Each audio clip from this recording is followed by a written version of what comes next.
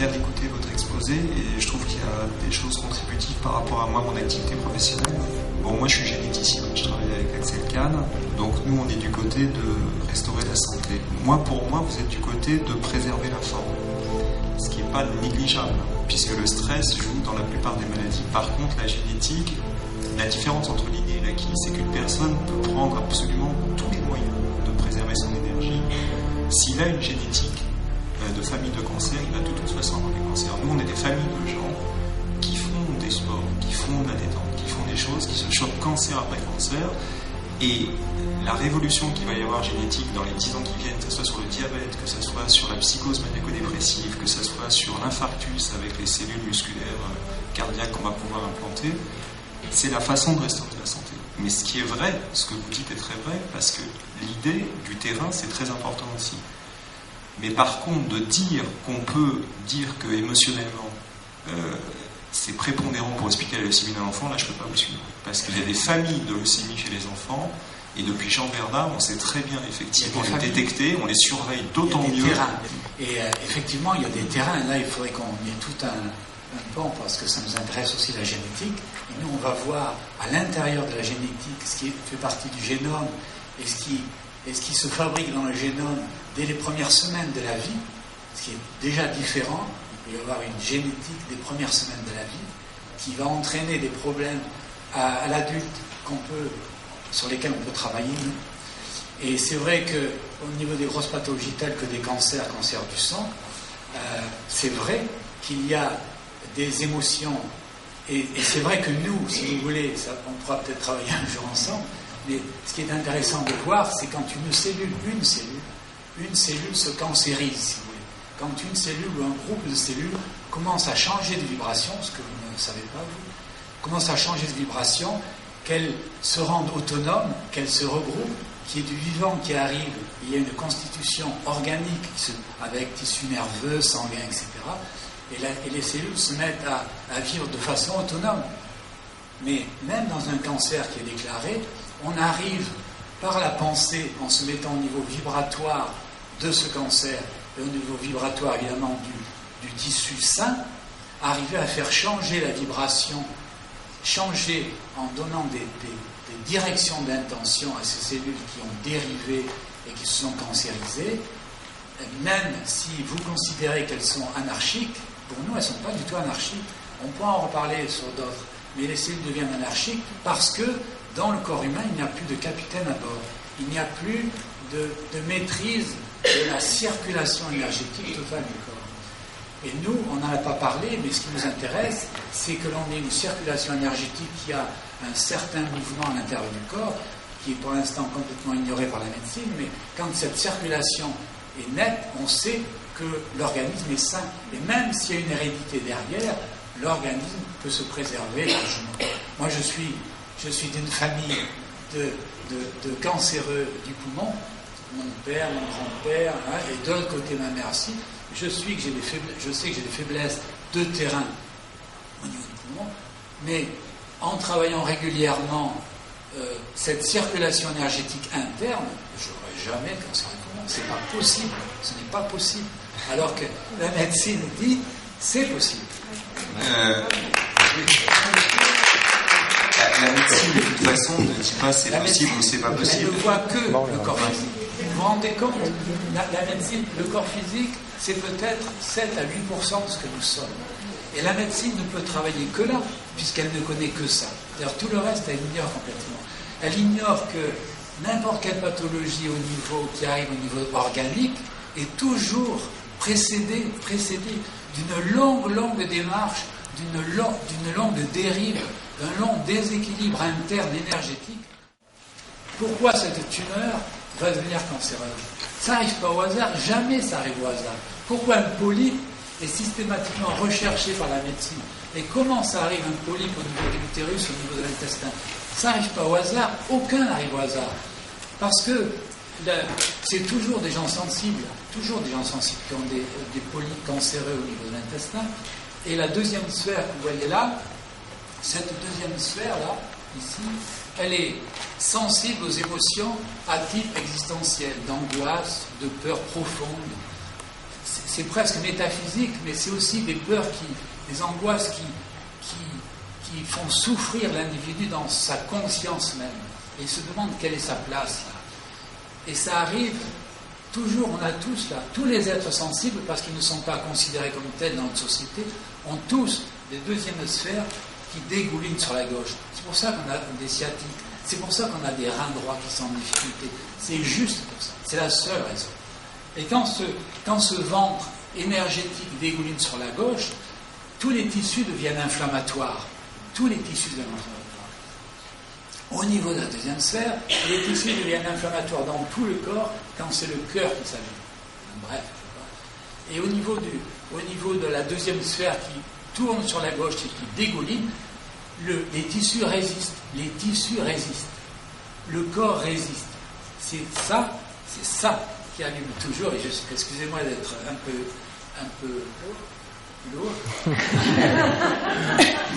C'est ça qui allume tous les cancers de l'intestin à droite, tous les cancers de l'intestin à gauche. Et c'est ça qui allume les polypes et c'est ça qui devient cancer. Juste pour finir de vous répondre, c'est que la génétique, le génome, il n'est pas premier.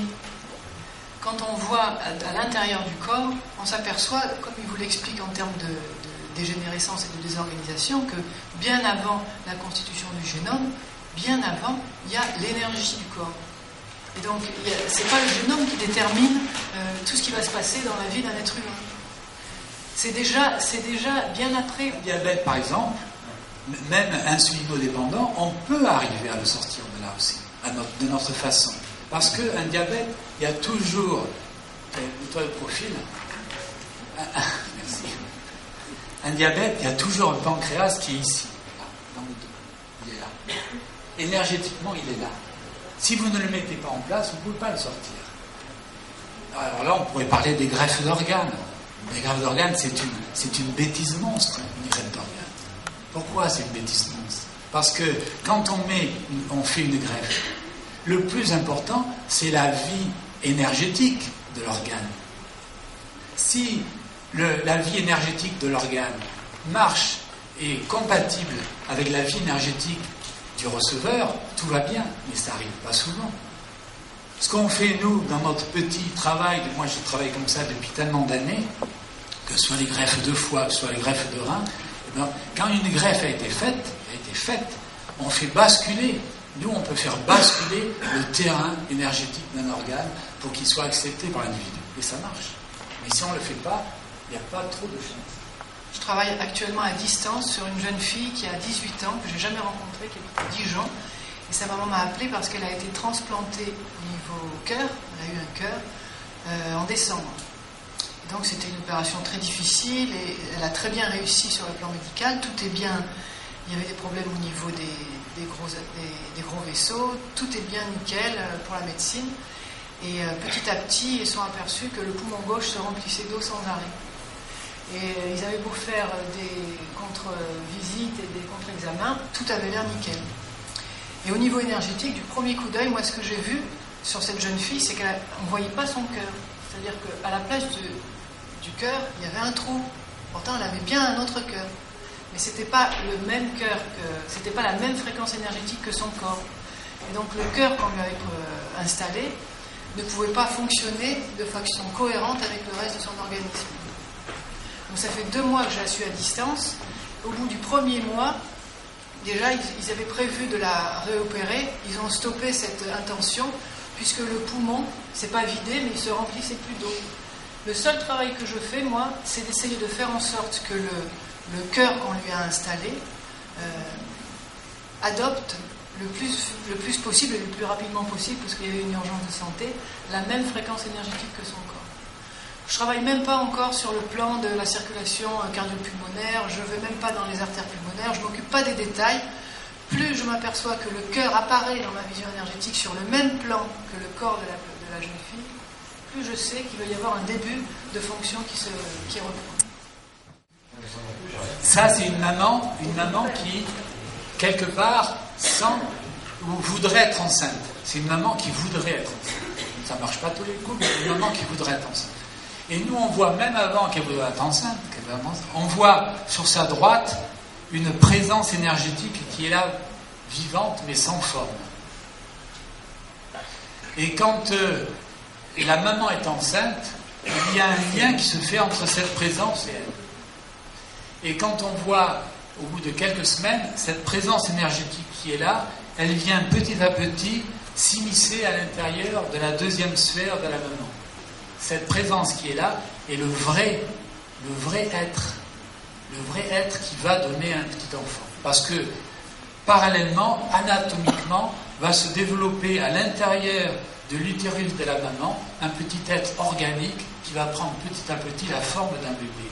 Et parallèlement, et nous on le voit, mais alors, comme on le voit ici, on va voir que parallèlement, cette présence énergétique va petit à petit prendre la forme d'un petit bébé exactement la même, et celle-là est toujours prioritaire sur celle-là. C'est-à-dire que s'il manque un bras au petit bébé organique, là, on aura compris est-ce que c'est génétique ou pas, est-ce que c'est héréditaire, est-ce que c'est karmique. On verra ici que cette petite présence est complètement tassée et a du mal à rentrer. Cette petite présence est dans un plan extrêmement subtil.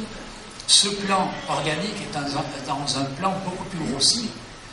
Ce petit bébé va se constituer de façon énergétique. Petit à petit, il va prendre la forme du bébé vrai. Et dans les dernières semaines, les derniers jours, voilà, les dernières heures, le bébé énergétique va venir coïncider avec le bébé physique, avec le bébé anatomique. Et le bébé anatomique n'a pour lui que le corps organique. Et c'est la lumière qui traverse le corps anatomique qui va donner l'aura. Mais le corps du généticien, le corps du bébé, sur lequel travaille le généticien, ce n'est qu'un organe, comme un foie, comme un rein, comme une dent, c'est la même chose. Et ce bébé, et nous on le voit, et pourquoi il y a des enfants qui pleurent, qui régurgitent, qui sont en difficulté, quitte à être plus tard dépressifs, c'est parce que ces deux corps à la sortie, une sortie qui est provoquée, qui est assistée, outillée, enfin bref, d'une ignorance totale, ce corps, cet organisme de bébé va sortir, mais la présence qui est dedans à la même forme va être éjectée à droite ou à gauche. Et vous l'avez dans notre stand, on a fait un petit papier sur les enfants. Si la présence est haute par rapport au bébé, il va régurgiter sans arrêt, parce que la présence est ici, le bébé vrai est là-haut. Donc les énergies, elles montent. Et le bébé régurgite, parce que rien ne peut descendre. Il ne fait pas son caca. C'est pas la peine de chercher bien loin. Vous comprenez? S'il fait de l'asthme plus tard, c'est que la présence est haute. S'il y a des gens qui ont des gros problèmes circulatoires avec le sang qui ne remontent pas au niveau du cœur, c'est parce que la présence est en bas. La présence est en bas. Nous, on voit ça, on fait bouger la présence et l'organisme se remet à fonctionner normalement. Le plus normalement possible en fonction de l'état de dégradation.